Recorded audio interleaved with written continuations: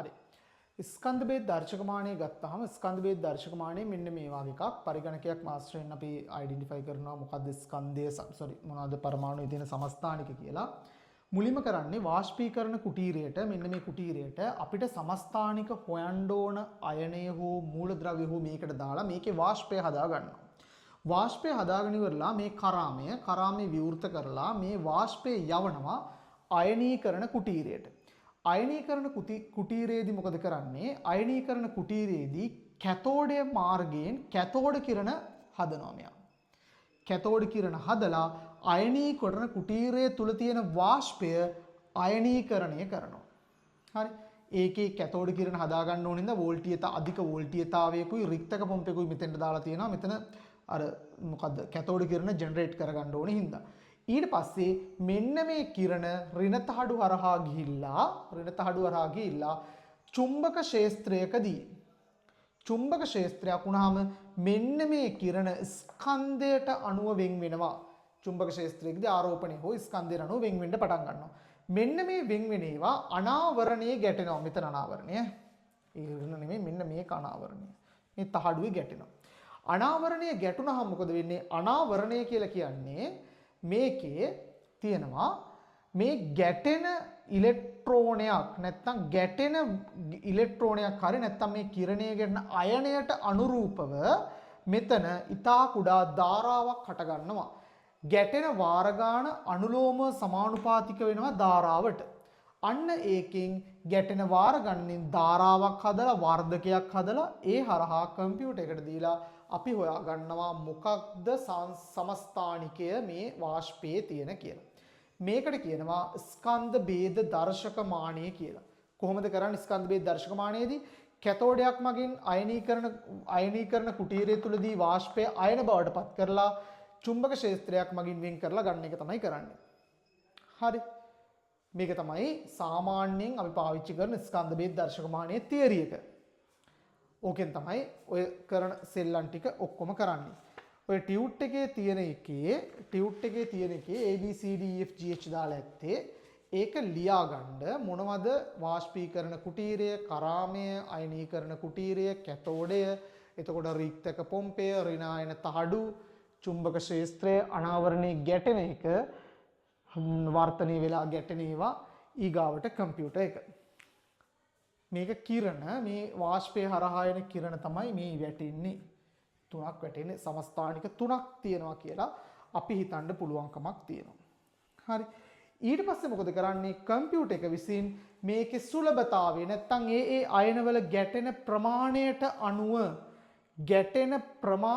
අනුව ප්‍රස්ථාරයක් අඳිනවා.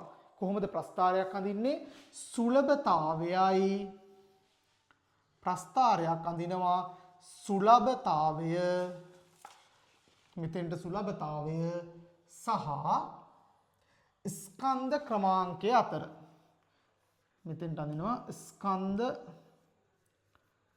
ක්‍රමාංකය අතර.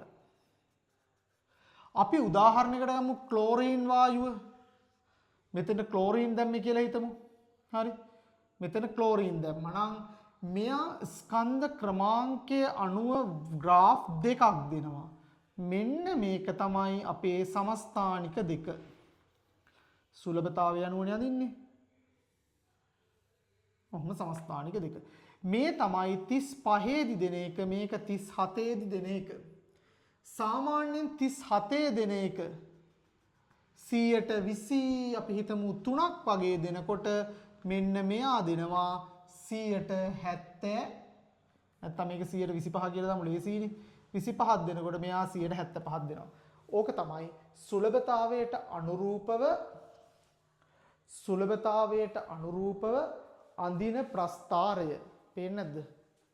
පේන්නේ නැත්ත. සුලභතාවයට අනුරූපව අඳින ප්‍රස්ථාරය.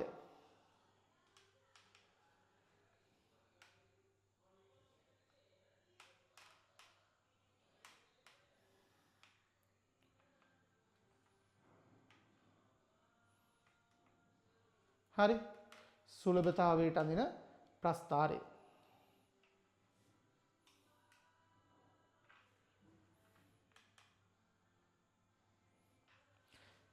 135ක් දෙනකොට අනික 125ක් දෙනවා කියලා අපි උපකල්පනය කරලා අපිට අඳගන්න පුළුවන්කමක් තියෙනවා.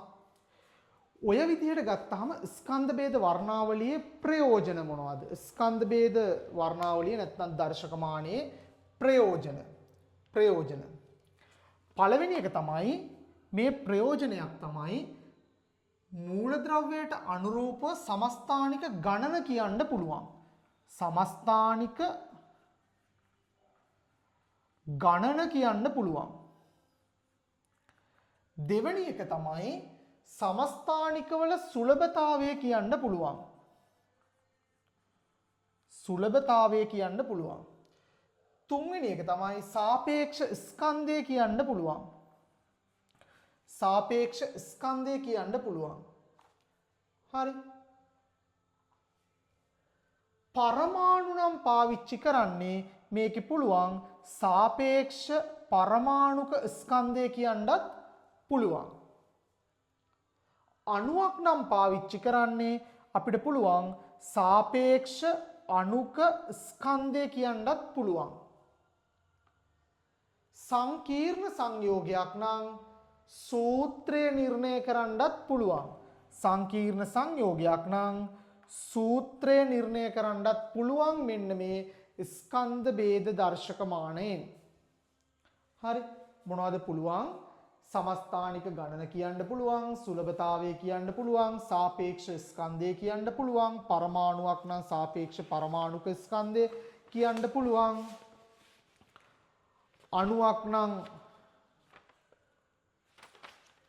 අණුවක් නම් සාපේක්ෂ අණුක ස්කන්ධය කියන්න පුළුවන්.